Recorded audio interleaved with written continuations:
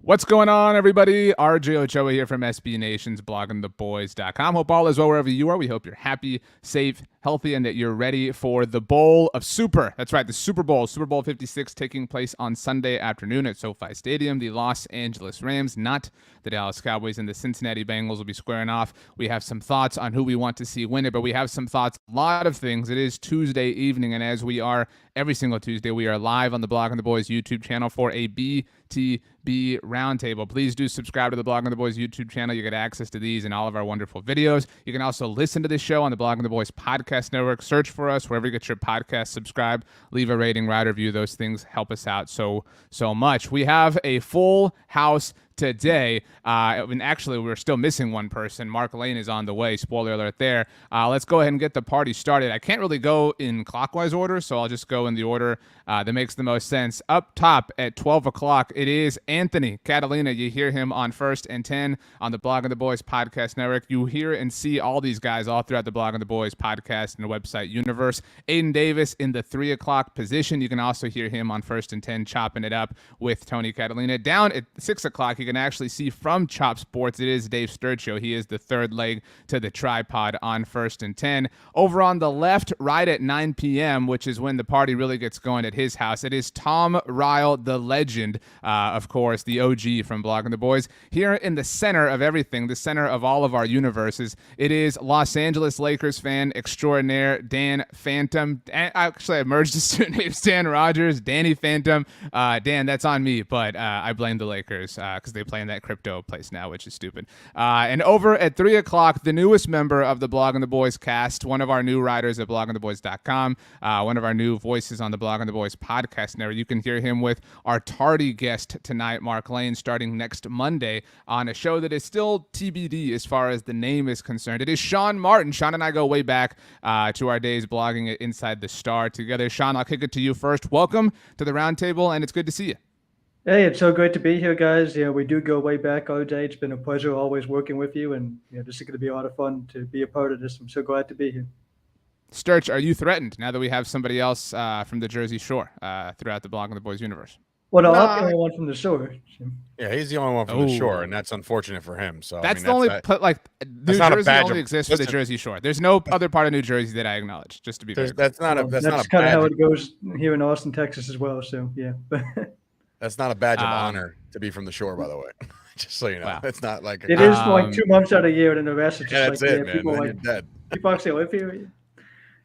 Mitchell Green, thank you for joining us. Says, "What's going on, fellas, on YouTube? What's going on, Mitchell? Hope all is well with you." Dan, what's going on with you? Dan Rogers, Danny Phantom. Apologies for a moment ago. I'm getting really excited about the Super Bowl. I actually took the last one off. Didn't watch that one. I was working, and with everything going on with COVID, but I'm excited about actually being able to get together with some friends and watch a game that I expect to be really exciting. We do have a guide. I don't know, how would you term it, Dan? I don't want to speak for you. Actually, let's go ahead and get it up here on the screen now before we get the party started. Dan, go ahead and explain this in case anybody wants to take a screenshot. You did tweet this out at DannyPhantom24 if anybody wants to have access to it. Just go ahead and explain what we're looking at, please, Dan. Yeah, so this is my Super Bowl challenge sheet. It's something I've been doing for actually, I think this was year 26, to be honest. The first one was the first year the Cowboys weren't in the Super Bowl, so it was 96. Wow, so cut it out, Dan. Holy crap. Jeez. Yeah. So we found the... I thought about it. I thought it might be like some sort of curse, but, that happens before I put this out, so I can't really be blamed for that. But nonetheless, I did this so me and my friends could have something to be excited about the game, because I don't know how your friends are, but we like to just bet on everything. So we found a way to make it fun, and over the years it's transformed into what you're seeing now. It's most of the stuff is about football, but some of the stuff is not. So it's a really good game to play if you have a bunch of people showing up that, maybe not everybody's there for the football. So it always is a crowd pleaser at our Super Bowl party. And, over the years, I've sent it out, different parts of the world, and people who watch the Super Bowl, love playing this game. So, I just like to make this available for anybody who is doing that. So Very cool, Dan. Very cool indeed. Like I said, you can check out Dan's Twitter at DannyPhantom24 if you want the exact file. Dan, if you want to, like leave your personal address after the show, people can just show up at your doorstep for a printed out copy as well. Fellas, we do have the final member of tonight's roundtable. He did make it, did survive the internet gremlins. Mark Lane, welcome to the Blogging the Boys roundtable. Mark Lane, people can now read him at bloggingtheboys.com as well, starting this week and starting next week, along with Sean, hear him on the Blogging the Boys podcast network. Mark, the whole world can hear you. What would you like to say to them? It's good to be on.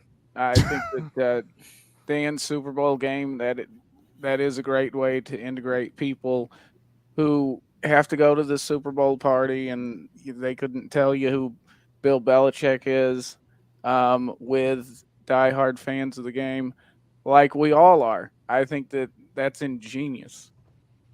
Wow, Dan, big compliment for you. Dan, by the way, you have the most relaxed positioning of all of us. You seem like you're kind of sitting back and chilling. Like, I feel like you, I don't know, you need like a cocktail in your hand or something. Like Tom is at attention.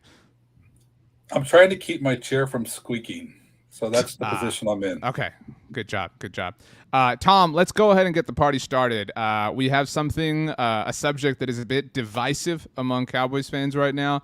So naturally, we figure let's get a bunch of people in the same room and talk it out and argue about it. Aidan, I know you wrote something about this at bloggingtheboys.com. You, Sturch, and Tony also talked about it on Monday on First and 10 on the podcast network. So, Tom, I put it to you, and if anybody has any thoughts that they want to say about how wrong or right Tom is, raise your hand, and we'll get to you soon enough. Tom, should the Dallas Cowboys consider moving on from Amari Cooper and or DeMarcus Lawrence? Well, I don't know quite how family friendly I need to keep this, so I'll just say, oh, heck no.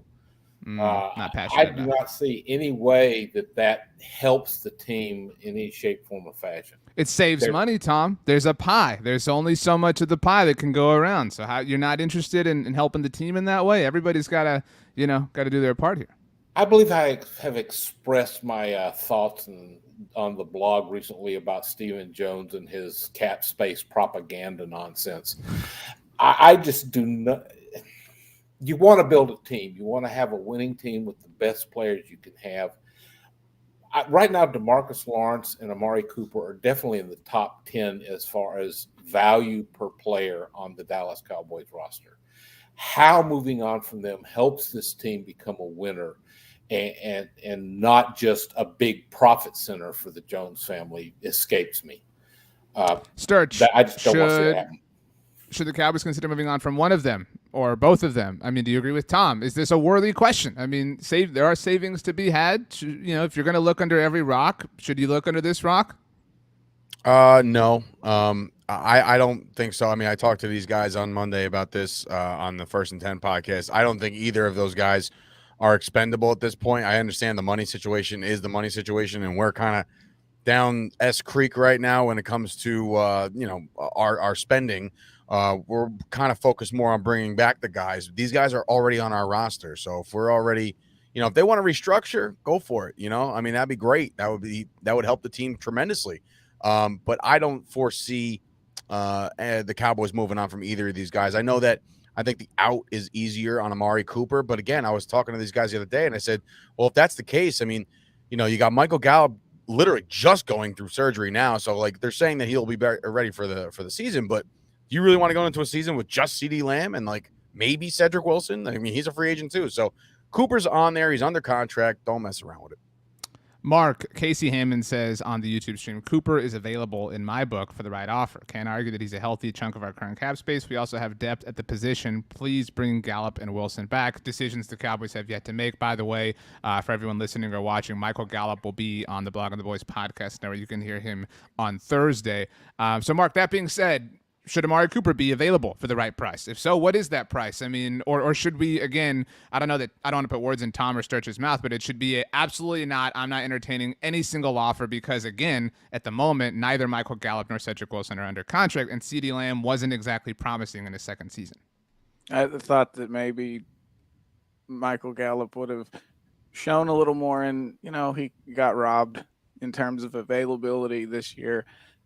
But going back to June, I thought that this season would reveal whether or not they would keep extend Michael Gallup, and then in the offseason, get rid of Amari Cooper, because which one's younger? Which one has more potential?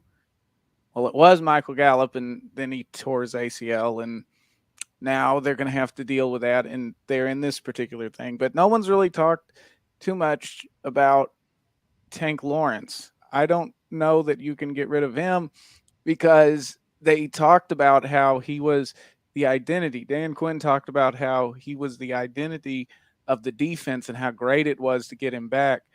And I feel like they need to keep him as well, because he means so much to that defense, even though Micah Parsons is taking on a larger role in the identity. Tank still brings that attitude.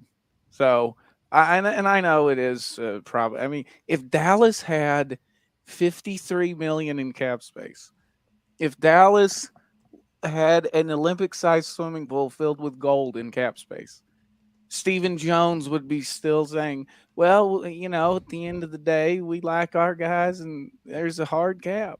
So I get it. But that goes to the strategy of Dallas. Is it's been building through the draft, but I think these are key free agents that you got to keep around for the next couple years. I think that's well said. Dan, Mark hit on a great point. And Mark, you didn't use the money term that Jerry has used, but DeMarcus Lawrence is the war daddy that they have coveted. I mean, DeMarcus Ware is going into the Hall of Fame in all likelihood on Thursday night, and DeMarcus Lawrence, was the final answer, in the wake of Ware's departure.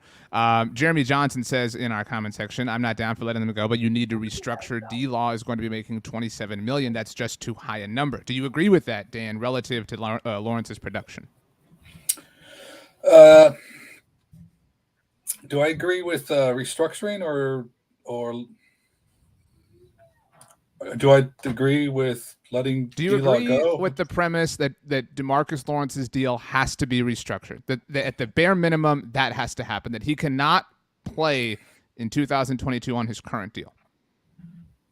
No, I don't. Wow. Look at this guy. There's a lot of ways the Cowboys can find money. The thing about anytime you restructure, you know how it works. You're pushing the money on it, and you have to start to look at with Lawrence's contract.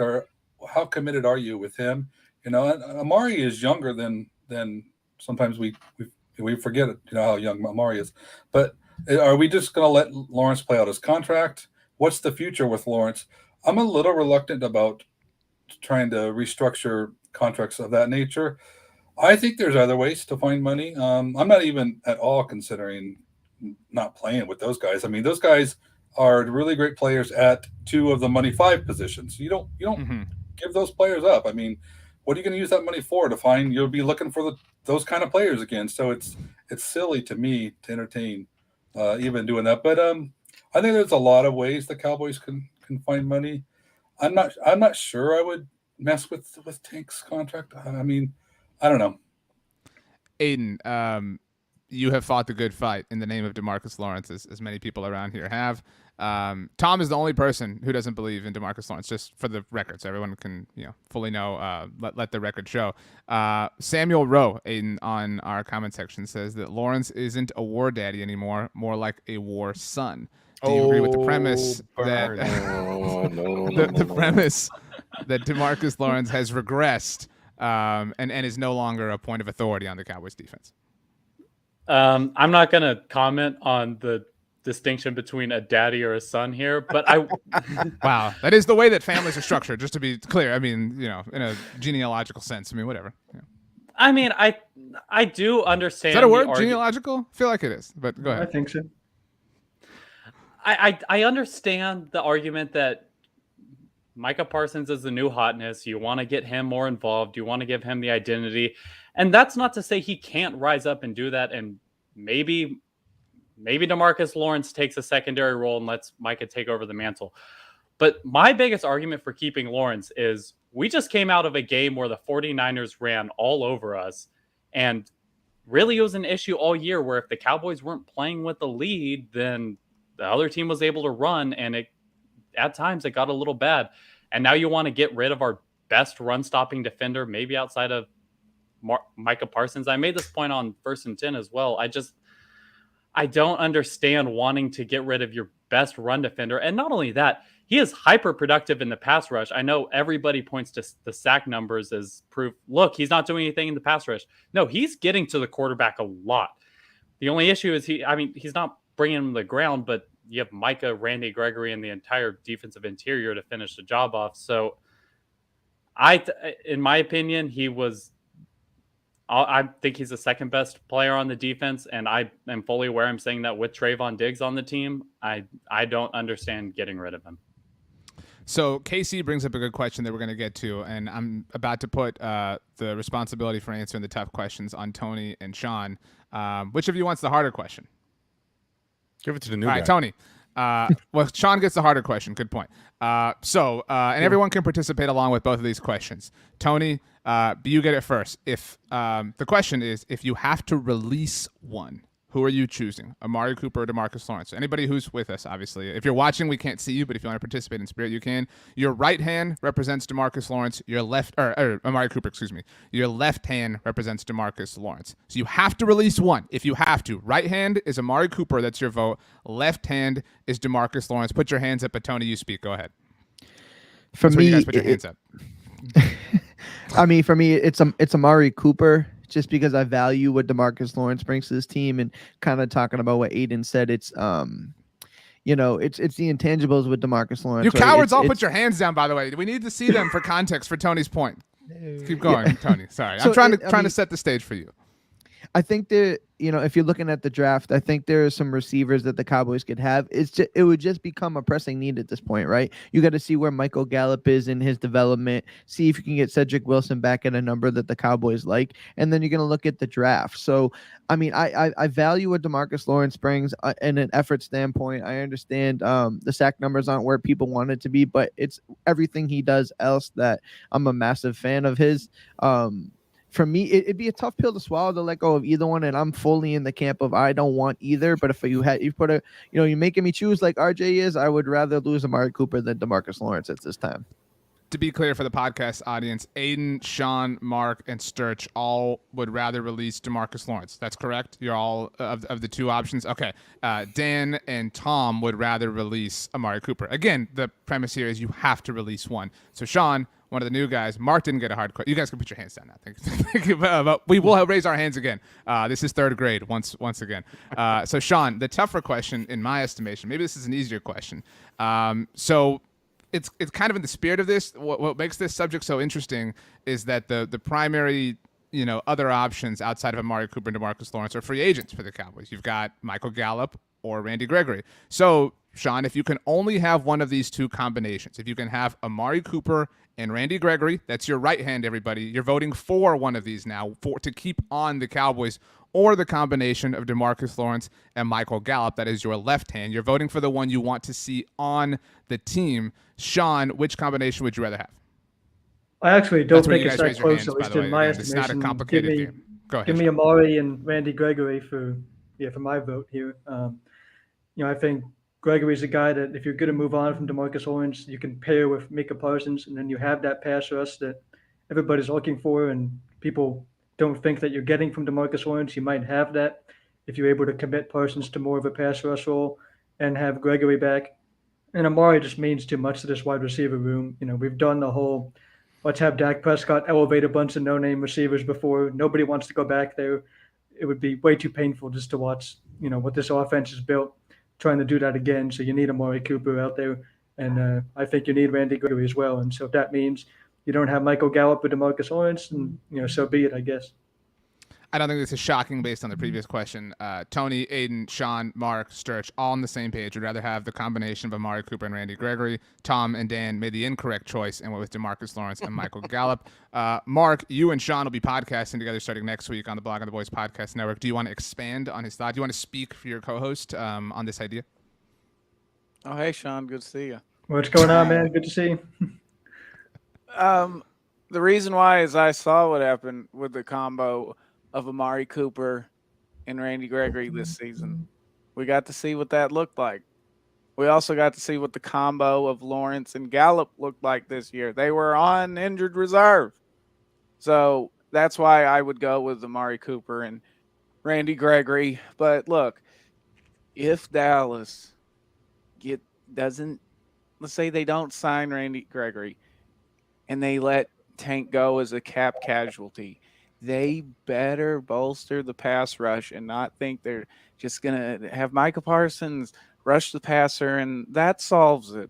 Hopefully they address it in the draft with some complimentary pass rushing guys, or sign some pass rush like they did with Robert Quinn in 2019, because they've got to be able to protect Micah so that he can get around and do everything. And I'm sorry to derail into Micah, but that's why I would go with Cooper and Gregory's, because I saw what they did as a combo this year. They won games. The other combo, they were unfortunately injured. As likable well as said, they Mark. are. And to your point, we've all seen the Cowboys say, "Oh, Micah Parsons exists. We don't have to give him any help. Micah will just be superstar Micah every single week, and Tony we can just Romo count on exists, so we don't need an offensive line. We don't. that." Mark. We all have old scars. I hate that. I hate that. There's a lot of people like, build around Micah. What does that mean? Like, so the other 10 guys could be like, okay, but as long as we got Micah, like it's a team sport, man. You got to stop that. Wait, so to be clear, Sturch, you're agreeing with us, right? In yes. Like, okay, because you said you hate that. Those are your first words. So like, no, I naturally hate jump to the offense. I hate reading that whole. You messed up. It's okay, Sturch. It's all good. We're all here. I don't mess up. Tom. Yeah, I've been watching some of these linebackers in this draft, and I hate that I have to kind of keep in the back of my head, like, can this guy be Mika? Because Micah's might have to go to defensive end if we lose Tank. So I'm like watching all these linebackers, thinking like, he might have to do all the linebacker things that Parsons was just doing, because I'm not going to have linebacker Mika Parsons anymore. I might need defensive end Mika Parsons. So again, most of us are correct here. Tom and Dan, there was a line in the sand. You guys chose poorly. Do either one of you want to speak on behalf of your team here as to why you voted the way you did? Okay, excuse me. Tom, all right, sorry. My bad. Yeah. Go ahead, Tom. Yeah. This was a very close call. I mean, it's neither. I want them to keep both, obviously, but it really comes down to the fact that I trust the Cowboys a bit better to find a good wide receiver in the draft than a good defensive end. And that's basically what I look at. Let's go with a solid, proven quality defensive end and hopefully be able to get another wide receiver to come in to go with Gallup and CD. But I want to see Cooper and Lawrence both on the team. That's my bottom. Yeah, well, Tom, we all want to have our cake and eat it too. Yeah. No, not this again, OJ. Tom, Sean and I go way back. I hate that expression. I don't know if I've ever told anybody else that was like an all-out war in the old Inside the Star Discord, man. I really hate that expression. Dan, do you want to add to Tom's point, or are you comfortable with how poorly he painted the picture for you guys? No, Tom did a great job. Don't listen to him. Honestly, I agree. It is close. It's hard. And it's terrible that you're even doing this to us. But one of the reasons for my choice is, first off, Tank is going to be Tank. He doesn't rely on what Dak does or the decisions Dak makes or the decisions other. So I think he's going to be disruptive regardless. And I don't want a Cowboys team without DeMarcus Lawrence. To me, he is next to Parsons, one of the most valuable players on this team. Now, with Cooper, actually, Dan, sorry, I want to pause very quickly. Does anybody?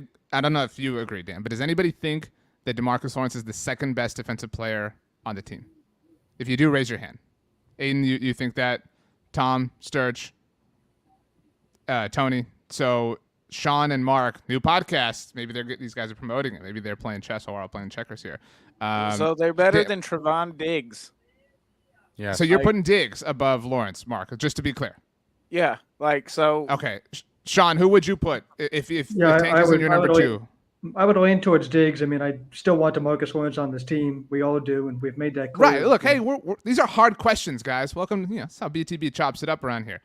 So you guys are placing in the overall hierarchy, you're putting Diggs over Lawrence. Okay, Dan, with that knowledge, go ahead and continue. Okay. So, and with Cooper, I think that the Cowboys can supplement the passing game a little more. Because first off, we have Gallup in that scenario with Lawrence, but we still have CeeDee Lamb, and we don't know what. I mean, if Dak's not going to be targeting Amari Cooper as much, then I mean, if he's going to throw to Cedric Wilson and other players, I think that the Cowboys can still gain more. There's more room for them to gain more without Cooper in the sense of what they would be losing with DeMarcus Lawrence. So that's what pushes me over in that direction in that scenario.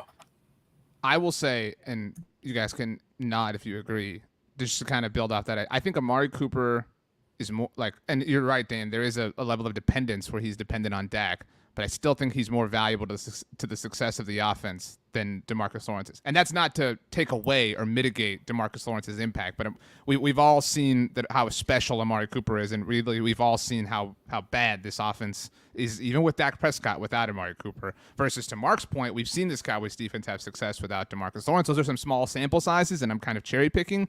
But so I can understand the logic, behind thinking that way. Tom, you had a point, or are you just agreeing with me? Yeah, I had a point to add. I wonder, since we've already mentioned Dan Quinn's comment about how important DeMarcus Lawrence is to the defense, and now we know that Kellen Moore is still going to be around, along with the new wide receivers coach that they're hiring off of the Texans staff. Do you think there may be a little bit more resistance to Stephen Jones's idea of moving on from the two of them from his coaching staff? I'll throw that one to you, RJ. What do you think? Well, I don't understand the question. And now I'm actually being serious. Like, what is the question exactly? Okay. We now know that they've got Dan Quinn definitely going to be with the team, and he's a big fan of DeMarcus Lawrence. Kellen Moore, I don't know, but they've got the new wide receivers coaching coming in. And do you think that he might want to say, wait a minute, I want Amari Cooper to work with?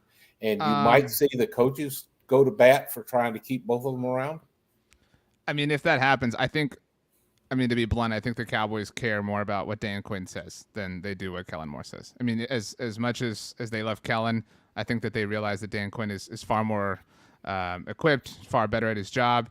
I mean, just to be literal about it, and Mark transcribed this. He did a great job when Jerry did his hit on the fan, and he talked about, well, I purposely was coy about Mike McCarthy's job status because I didn't want to lose, Dan Quinn. And although he still left Kellen Moore out, to dry in that sense. And so, I think that Kellen Moore is just convenient for them. I don't think they really value him. Like, I don't think they would die on a hill for Kellen Moore, but they're, they'll like samurai, sabotage themselves in the name of Dan Quinn. Mark, you had a point. I actually found the Dan Quinn quote where he talked about DeMarcus Lawrence. If you want me to read it. Of course you did, Mark. Go ahead. That's awesome. Okay.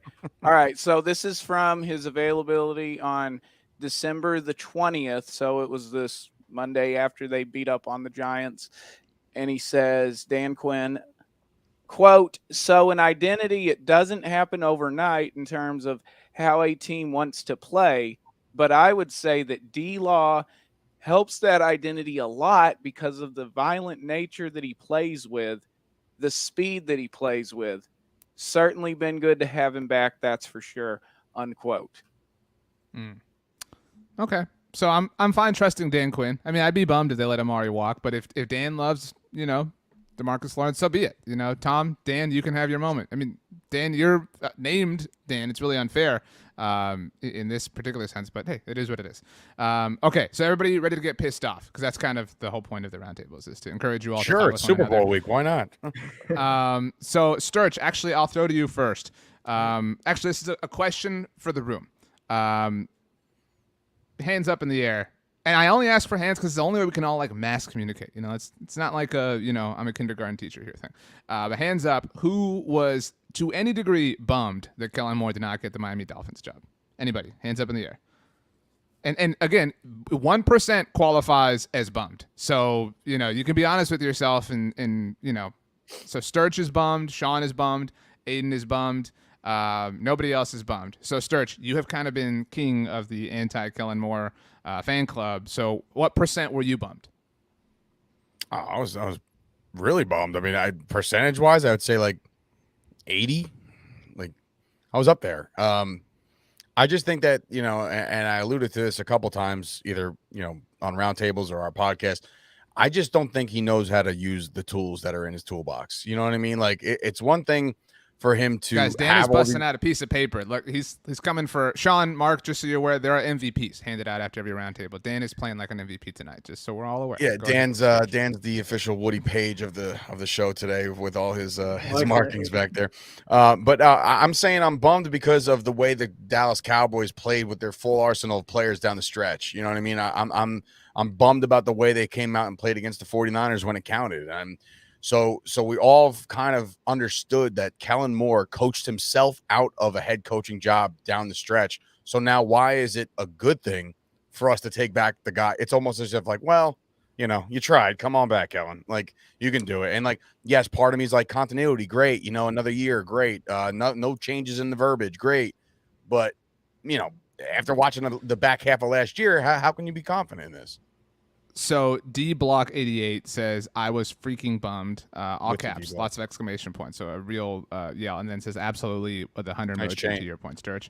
F Kit Crutch says very, very bummed. Moinka says preach, Sturch. So, you know, look at you, Sturch, back in the running for MVP. D Block 88 says does not know how to use the tools. And F Kit Crutch says so happy to see his Madden playbook come back. SMH. Tony, Aiden's about to really depress everybody here. But I'll just put the general question towards you. What do you make of Kellen Moore not getting a head coaching job for the second straight year? The second straight year he's interviewed.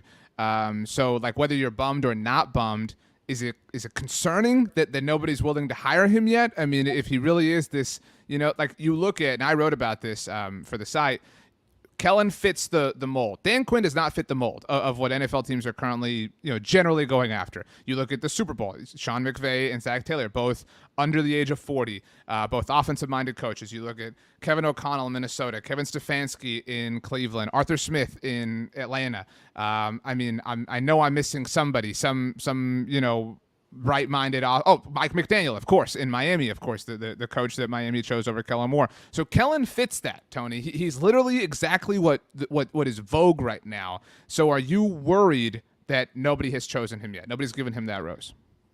I'm not, because I don't think he deserves it. I mean, I think the difference between Kellen Moore in the first half of the season and the second half of the season was night and day. And it's what have you done for me lately, NFL, and you know, and that's how the league is. So, but that doesn't concern you that dude's coming back to coordinate this offense?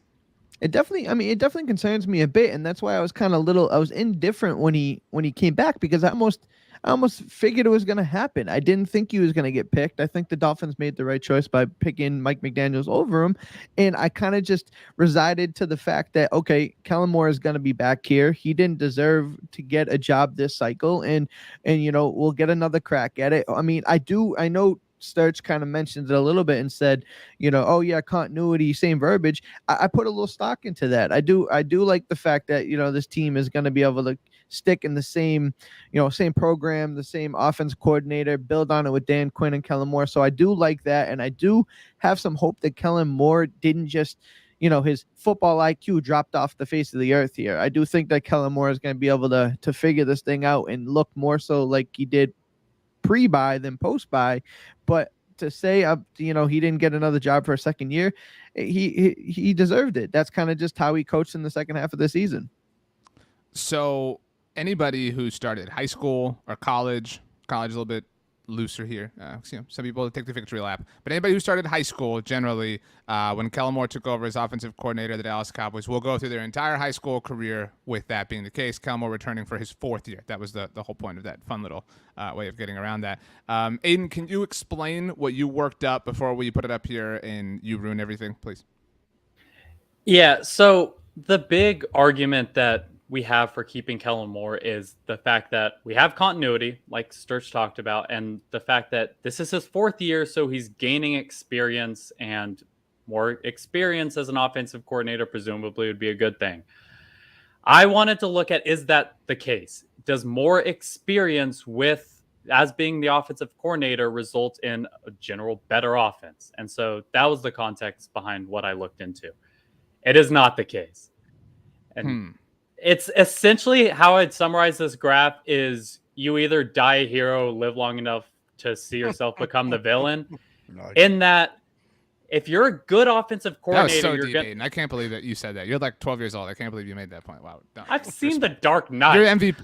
Dude, still, you had to have been like 6 years old when that movie came out. Like, wow. I mean, you're heavily in the running for MVP. Go ahead. All right. So essentially, good offensive coordinators get hired, bad offensive coordinators get fired. What a weird thing. There's not really this middle ground of offensive coordinators that we might think about. To put it into context, Kellen Moore is he's tied for third in terms of length of time as being an offensive coordinator. So he in terms of offensive coordinator experience with one team right now, Kellen Moore is currently sitting at third, which is incredible. So looking at this, how do offensive coordinators perform in their fourth year compared to how they did in years 1 through 3?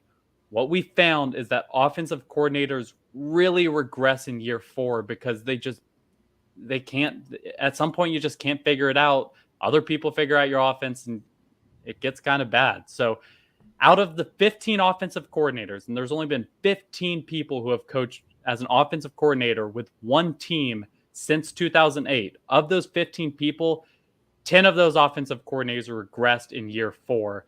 And of those, and you could say 13 out of those 15 saw less than a 1 point per game improvement in year 4. So, I mean, what we're seeing in general is offensive coordinator experience doesn't matter. You're not gaining anything by being longer in the NFL as an offensive coordinator. And so based off that argument alone is one we really shouldn't be using with Kellen Moore. No.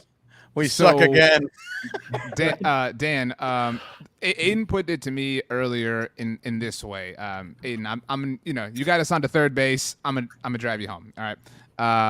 Because I saw The Dark Knight Rises, not just The Dark Knight. You don't just quit after the second movie. That's all I'm saying. But I saw it too.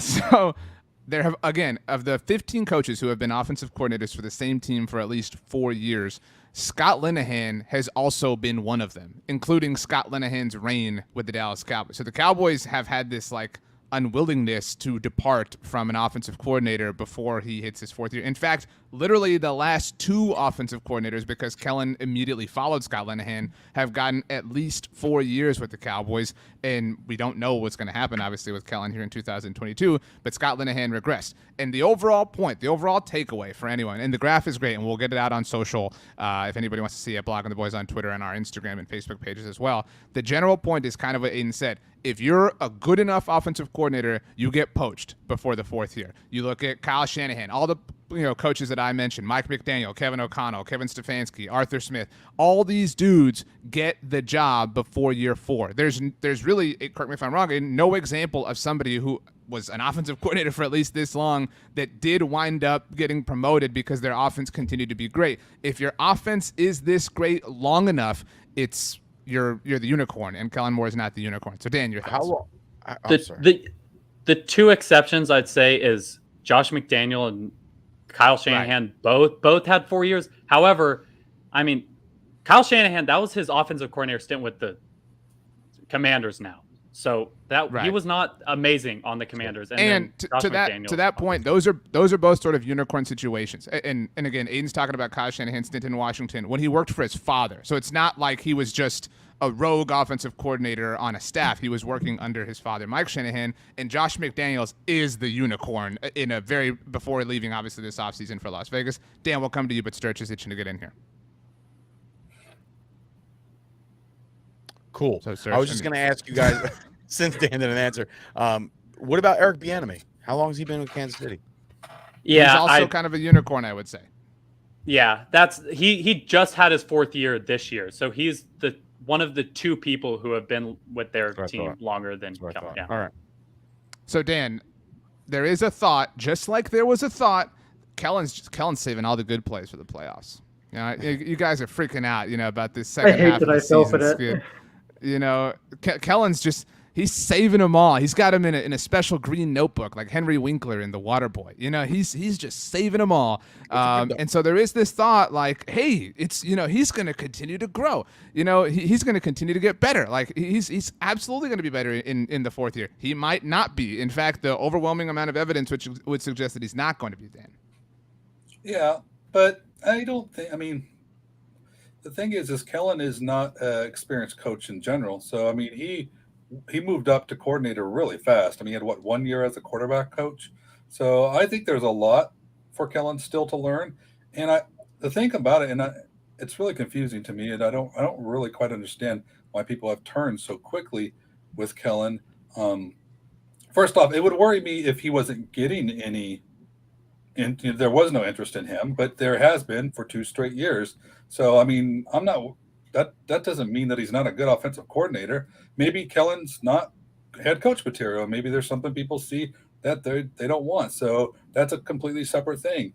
But to suggest that maybe Kellen might have peaked as an offensive coordinator, I don't think so. I think that there's still a lot for us that we need to see first. Let's remember that. I mean, and I hate to keep making this point, but the worm turned when the calf got hurt. I mean, Kellen Moore wasn't figured out. What is this expression? Is this like an old do people say this? No, the worm turned. Yeah, that people say that. If that's what you're asking. I've never heard this before. Maybe. Oh, well, you don't have worms where you're at. I mean, I don't know. I got worms. I'll Google it. I'll get the definition of the phrase. Go ahead, Dan. Yeah. All right. Things changed with the calf. I mean, let's look at what he was doing early on and against like Belichick and the Patriots. I mean, let's not forget he just tore that defense up. So I can't just buy that we just put all this on Kellen Moore. I mean, you have to factor in just the way that the line played and Prescott in particular with how he was having issues. I don't to say this is all Kellen Moore. People figured him out. I think that's silly. I mean, give the kid a little more of a chance. I honestly, I think we're going to come back here a year from now, and people are going to be like, Kellen, head coach again, and no one's going to be worried about it. It's recency bias at its finest. Is what's going on. Mark, what percentage of blame? You got 100% to divvy out. How much are you putting on Kellen Moore for the struggles of the Cowboys offense? I blame Jerry Jones. Oh, 0%. Well, I thought that's what we did. I mean, you have 100% to divvy up, so you could put some at Jerry's feet if you want to, but I would imagine Kellen gets. I can't give a percentage, but I will say that I think Kellen Moore's problem is that he doesn't know how to manage games. He only knows how to score points. That sounds like Buddy Ryan logic about Chris Carter when he was with the Eagles, but you notice that Kellen Moore is great at these innovative plays and these gadget plays and hook and laterals and so forth. But in terms of managing a game, I don't know that he can really put that together. And that's what we saw near the end of the season and going into the playoffs was, these bad teams are coming into town like Washington, just put 56 on them. That's easy. But when you have to go up against a team where it's a 12-round fight, like with San Francisco and in the playoffs, and with the Cardinals in Week 17, it just didn't seem that he was able to put it together. And I think that's what's lacking in what he's been able to do, is he can help generate points, but I don't think that he really, like Dan Quinn said, get out the ice bags. That's what he said about the first Washington game in Week 15. Sometimes I don't know that Kellen is up for he said that about Minnesota for October the 31st, but I don't think Kellen knows how to play in games where you have to get out the ice bags. Also, I don't know. You want to know why coaches in year 4 are bad?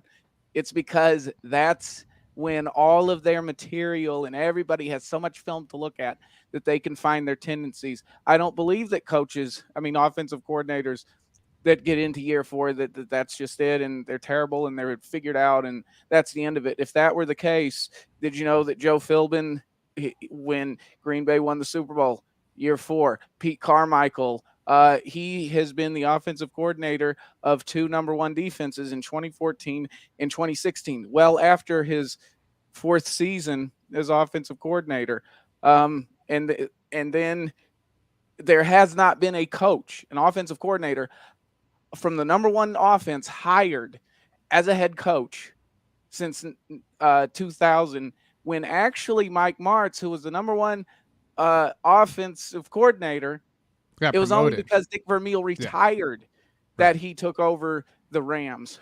You can even go back to 98.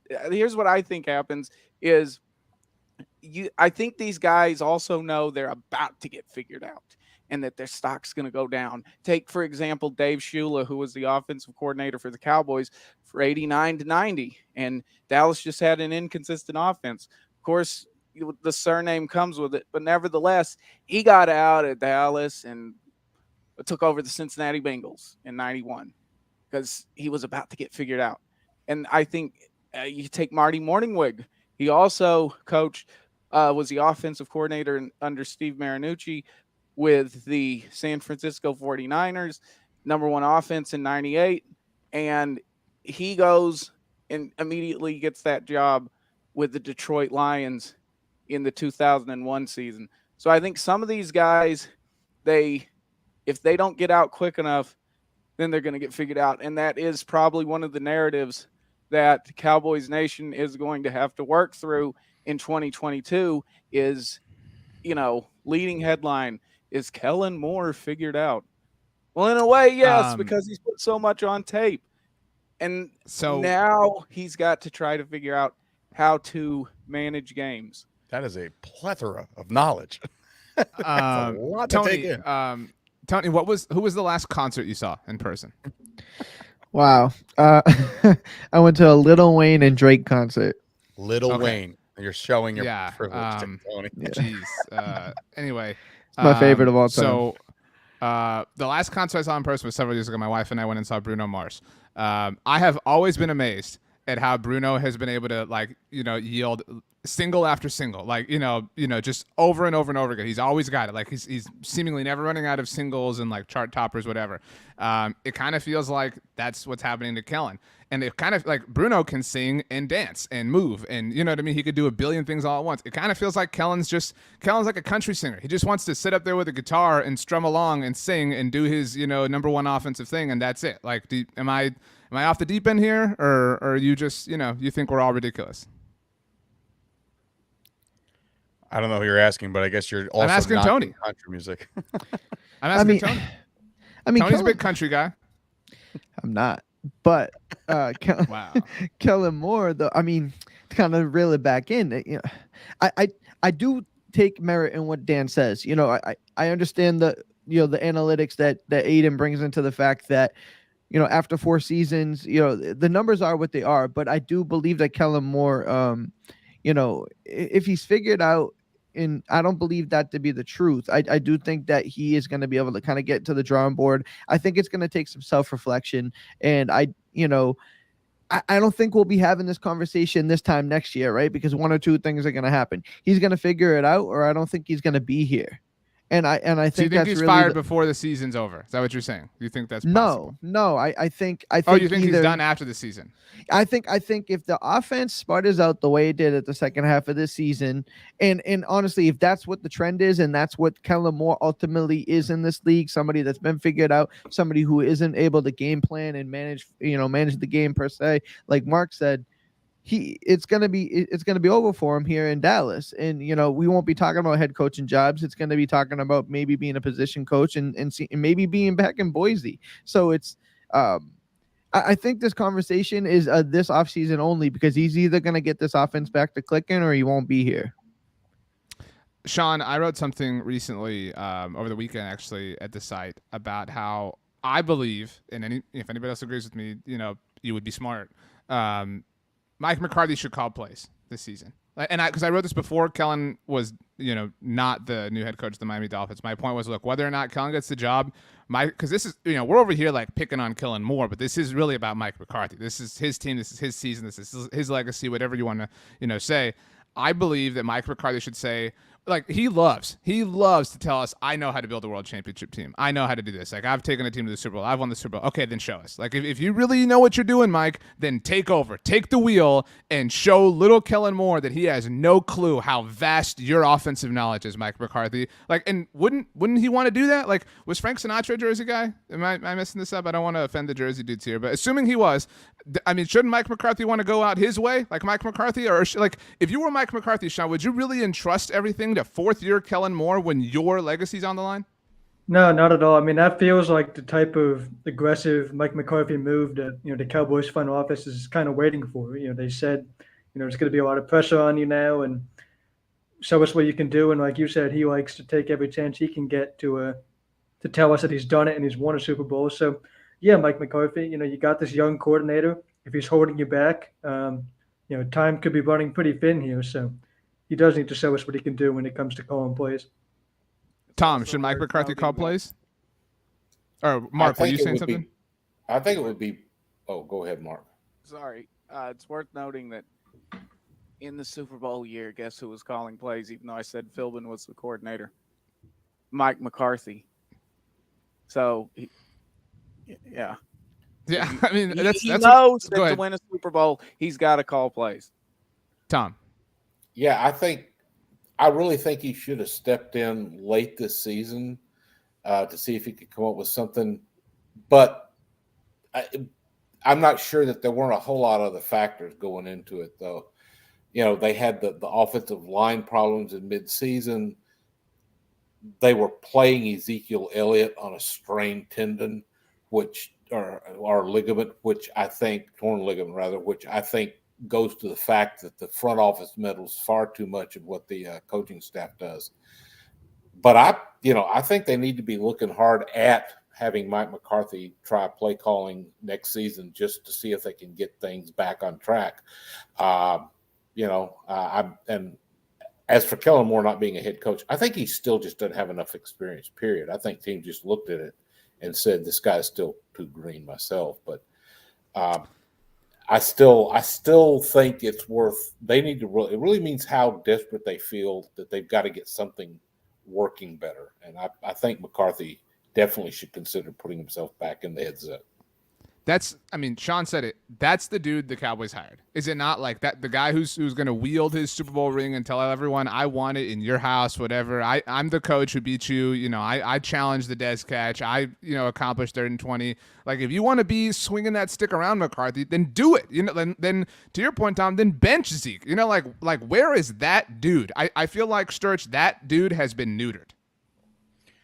Yeah, I mean, we saw that right away. Like when, he came in here barking about analytics and all of a sudden they were like, oh, well, what about this? And I'm like, well, I just needed to say that just so I get the job, right? Like as much as it was joking, fun and all that stuff, McCarthy just became a Jerry guy quick, and that's unfortunately the MO for non-successful coaches in the Dallas Cowboys history.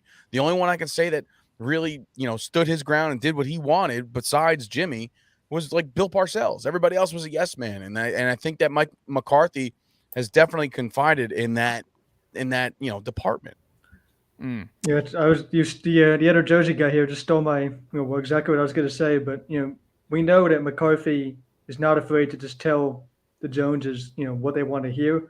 But to that same point, I think that what Jerry and Steven are kind of willing to accept when it comes to what they're doing with Kellen Moore has kind of changed. At first, McCarthy had to come in here when he interviewed and say that I'm excited to work with Kellen. I think it's going to be great because that's exactly what the Joneses thought.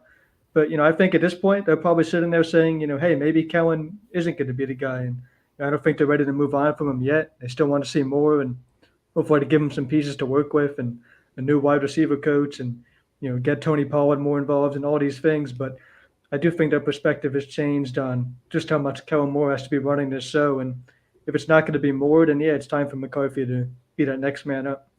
Mark, you've transcribed a lot of what McCarthy has had to say since becoming the Cowboys head coach. He can be rather terse in the media.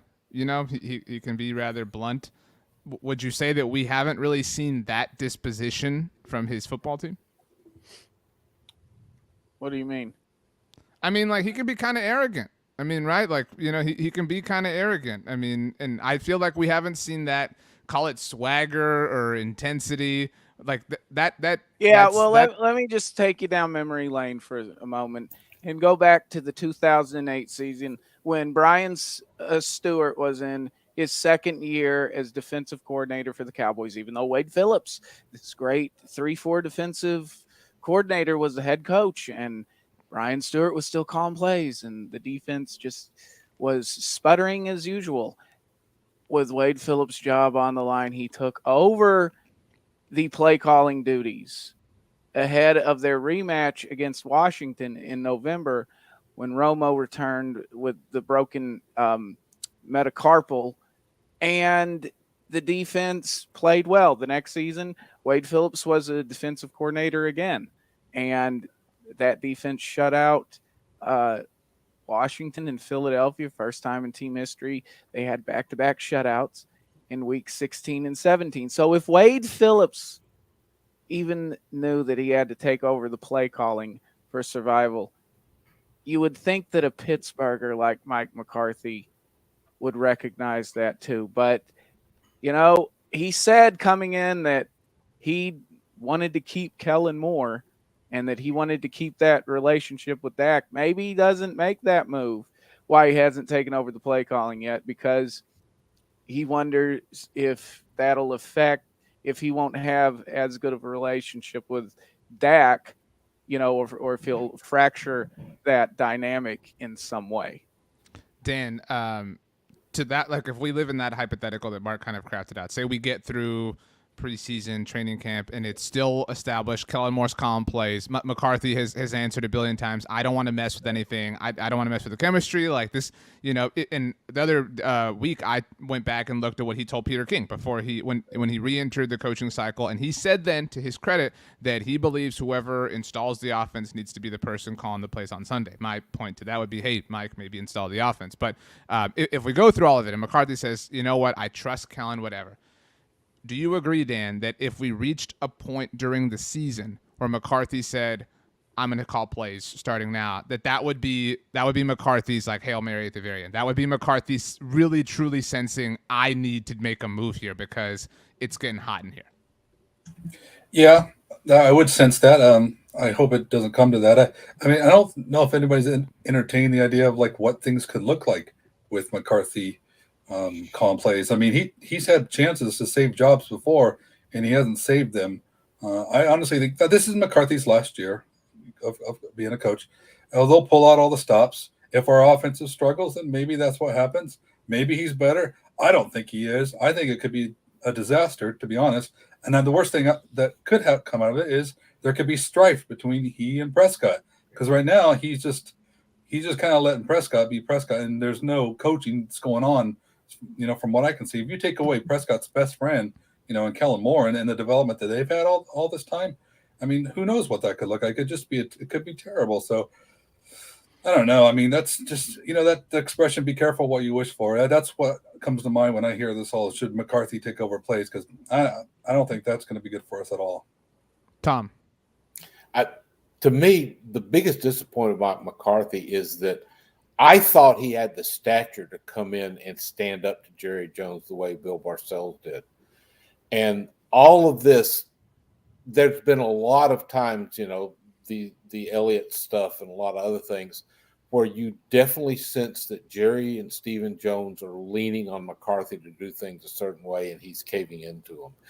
And I think you can see that in the Kellen Moore thing, because there's a strong suspicion that Kellen Moore was kind of Jerry Jones's boy, and he wanted him to be carried over. So, Tom, to add to your point, to add to your point, like Dan, you just said, and I think we all agree with you. Like, and Mark added to this point too. Like, maybe McCarthy doesn't want to, mess with the dynamic that Dak Prescott has with Kellen Moore. Maybe McCarthy doesn't want to interrupt that relationship. Interrupt it. I mean, Dak hasn't played well enough to where he can now walk around and decide everything he wants. He's kind of lost some of that currency. So what, McCarthy, you're the head coach. Who cares what Jerry thinks? Who cares what Steven thinks? Who cares what Dak thinks? Like, if your legacy is going to be impacted by what happens here, like, why are you letting all these other people seemingly make all these important decisions for you? So like, I would add that to your point, Tom, that he's now called it being pushed around or being influenced by multiple people at different points of leadership within the team. Thank you. You agree. Good job. Good job, Tom. Okay, Amen. Let's wrap up with an easy one, a softball. We'll start at the bottom. Sturch, who are you rooting for in the Super Bowl and why? Jackpot Joey, man. Give me Joe Burrow all day long. Whenever the Cowboys aren't in the Super Bowl, that's the way this works. I mean, wait, what? What? You have to pick a team, not a person. Yeah, that's who you're rooting for. I think he plays for one of the two teams. Yeah, thanks, Sean, RJ. look, let's one jersey at a time here. So go ahead. In any event, I'm going to take the Bengals. I think it's the the more fun story, and it's also a story that a lot of these teams that are wanting to turn things around. This is like an example that, hey, you know, with the right quarterback and the right coach and the right skilled players, you can turn your entire franchise around in 2 years, because that's exactly what they did. I love the story with Matt Stafford. I think that's awesome. But yeah, I'm taking Jackpot Joey, and I'm taking the Cincinnati Bengals. And I don't think it's going to be as close as everybody thinks. I think, you know, they might win by 7-10. Okay, Mark. Yeah. Yeah, I'm gonna take I'm gonna take Ron Torbert and the referees.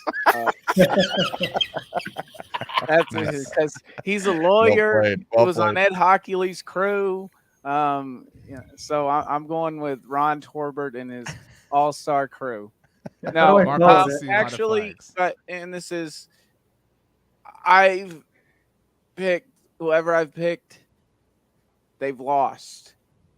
So I would like to see the Bengals win, because I don't know if you're reverse psychology. Like, are you saying that to reverse jinx yeah, us? so Like, I'm going to root for the Rams. I want the Rams to win. If the Bengals win, I think that a lot of good it's done. But again, it's another case of, hey, teams are, snapping these droughts.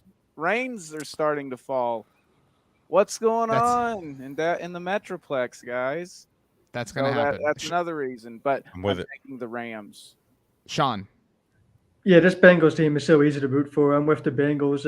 I went out here in Austin for the championship round, and it seemed like everybody else around here was rooting hard for the Bengals. Yeah, they root for those stupid teams in orange. They know what it's about. I won't be the only one around here rooting for Cincinnati and Joe Burrow. Okay, Dan. I'm going to be rooting for the team that is behind, because I want to see a really good game. But in the end, I hope that the Bengals pull it out.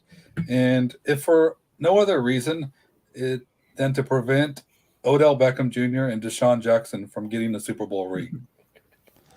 I do think Deshaun would be entitled to one as a member of the Rams earlier this season. He would, so I don't want him to get one. By the way, Deshaun had 1 touchdown as a Las Vegas Raider, and of course, it came against. That's more than any of the Giants receivers had all season. So yeah. I mean, look, I'm just that's a good point. Wow. Okay, Dan's going petty. Respect. Tom. I got going for the underdog, and quite frankly, the Bengals have become the favorite in the country. So for that, but for other reasons, I'm pulling for the Rams. And the other big reason is that it just kind of proves my thesis about one player doesn't make a football team, and a really good player can get drugged down by being on a bad team like Matt Stafford was with all those years with the Lions. He's done his penance. I want to see him and the Rams win this one. Wow, that's stupid. Anyway, Aidan. Well, we know where Aidan's going. I mean, it's the second favorite team. Aidan's got, but whatever. Aidan, go ahead. Go ahead and do the chalk thing. Yeah, shocker. I'm going with the Rams. I will say 2 reasons outside of family alliances that I'm rooting for the Rams. Number 1, Matt Stafford's a Dallas guy. I understand Cheeto actually played for the Cowboys, but it's a loose alliance. He grew up in Dallas, likely a Cowboys fan. Number 2, I just know that if Tony Romo were in this situation, if after in 2017, if he had gone to a team in the AFC and just played we his would heart be out, dying inside, Aidan. We would be dying inside. Yeah. I mean, no, I would be no, and the Cowboys were out of it. I'd absolutely be rooting hard for Romo to win a ring. In the hypothetical you just crafted, Dak Prescott is the least liked player in Dallas Cowboys franchise history. Just so you know, I mean, no, because heck yeah! If Romo had gone to the Super Bowl right away and the Cowboys hadn't, it would have been like they made the wrong choice. You have to put it in the situation. It would be like Romo going to the Patriots and just like having the entire team around him, which we have been calling for years with Romo. We are calling, put a team around Romo, please. He goes to a team he finally has a defense in the Patriots. I'd be rooting hard for Romo, saying, look what happens when he has a defense. That's what I'm saying. I'm rooting for the Rams regardless. It's not like you're going to convince me otherwise. You lost me there in Tony Catalina. It's the Bengals are an easy team to root for. I think I like everything that Joe Burrow is doing. I'm a big fan of Jamar Chase, especially when he said that he molded his game after Des Bryant. I think that's pretty cool. But for me, I think that's who I want to win. Who I think is going to win is I think the LA Rams. I think their pass rush is going to be too much for that offensive line, and I think the magic for Joe Burrow to escape out the back door of the pocket is going to come to an end here. But the Bengals are a good story nonetheless. I think the Rams and Stafford get it done. You all missed the correct answer, by the way. The correct answer is the Bengals, because if the Rams win, we've all seen how the NFL hypes up being in LA and Los Angeles and Hollywood, and it will be obnoxious if the Rams win it in Los Angeles. And also, and Mark can fact check me if he wants, but if the Rams win the Super Bowl in their stadium, they will have as many playoff wins in their building, which opened last year, as the Dallas Cowboys do in AT&T Stadium, which opened in 2009. Although under the banner of Cowboys Stadium. But on another note, if the Rams win, you know who they're going to have coming into their stadium for the opening game of the season. I don't know. I buy that. I buy that. 2 years. I don't know. They wouldn't have the Cowboys 2 years in a row. They probably play. They'd probably play the Niners. I mean, you know what I mean, like a NFC Championship game rematch, like raise the banner, blah blah blah. It's stupid. I mean, I was shocked they actually put Dallas in game number 1 because usually they save Dallas for the Sunday night if they put them in prime time in week 1.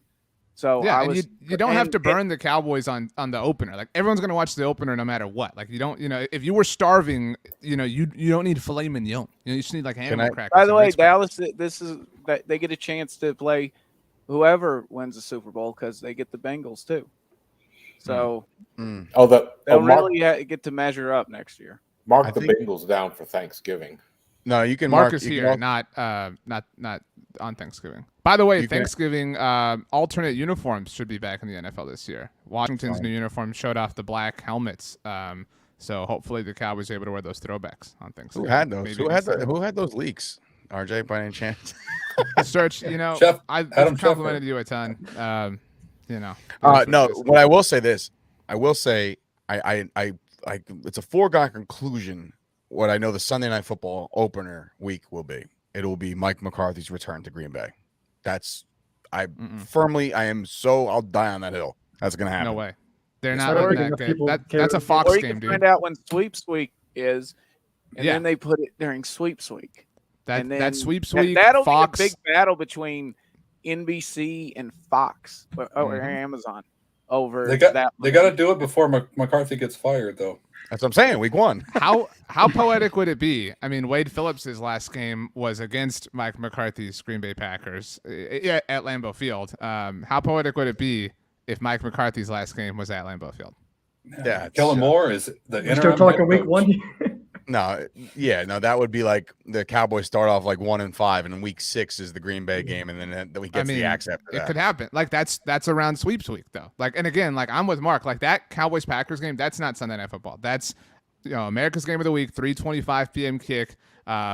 Joe, Troy, assuming he's still with Fox, and Aaron Andrews. I mean, like that's. By the way, Aaron Andrews will also join the Blog of the Boys podcast network this week as well. So that's not going to Sunday Night Football. So whatever. That'll be Joe and Sean Payton. Oh man, that'd be awesome if Sean Payton called the game that Mike McCarthy got waxed. The last game for Mike McCarthy. Just hammering Kellen Moore every chance he gets. I could have done that. Oh my! All right, let's get out of here. Does anybody have anything else they have to say, or else they won't be able to sleep tonight? Anybody? The Sean Payton movie wasn't as bad as you might think. You're right. It was the absolute worst thing that I've ever watched. Don't get me wrong. Don't get me wrong. It was horrible, but it was just a smidge better than I expected. I am so sad for you that you spent time and watched that. Sean Payton's in the movie. I got to see a future Cowboys coach. Of course he is. Hey, no spoilers. Spoiler. Yeah. Who is it? Tracy Wolfson's in the movie. Like, there's some real NFL tie-ins. It's just wow. And real quick, a quote from the movie. Sean Peyton's son says, Sean, why don't you coach in Dallas? And he says, Dallas already has a coach. And that kind of made me giggle. So I thought y'all should know. Why didn't you That tell was us the that a point long where I time ago? yelled at the TV. I yelled at the TV. I was like, and "The to hell tie it they all do?" together, what year did Sean get out of Dallas? 2006. 7. He had completed his 3rd year in Dallas. And Look at that. Oh my gosh. Although Go, to be fair, I co-host. think Maurice Carthon was the coordinator and Mo Carthon. Holy crap. But still, that he was got sick. out of here after the 3rd year. It was a different time. Heroes was on NBC. I mean, like, it was just a different time for the world. Wow. Okay. Well, Tom, get us out of here. Sign us off. Say something great. Tom, if you don't say something really great, we're all going to be upset. So go ahead. Make it good. No pressure. But it was been fun with my first night with the new Blogging the Boys Brady Bunch, guys. Have a good one. That's the thing? That's really? Tony, get us out of here, right, please. It's been 26 years of sitting here bitterly on this weekend. Hopefully next year we don't have to feel it again. That's it. Wow. Have a good night, everybody.